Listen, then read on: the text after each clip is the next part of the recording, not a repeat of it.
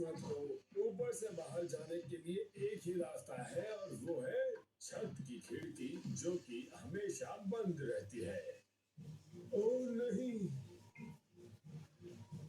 छत की खिड़की बंद नहीं थी। पकड़िए उसे दादा पिग। नहीं पकड़ सकता, आसमान में चला गया है। जॉर्ज, तुम्हारा बलून चांद पर जा रहा है। अब तुम्हें वो कभी नहीं मिलेगा।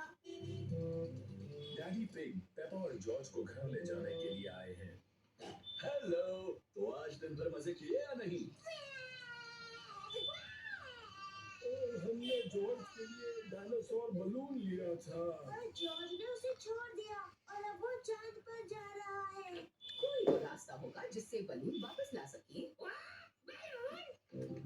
देखो, पॉली पैरेट बलून के पीछे जा रही है।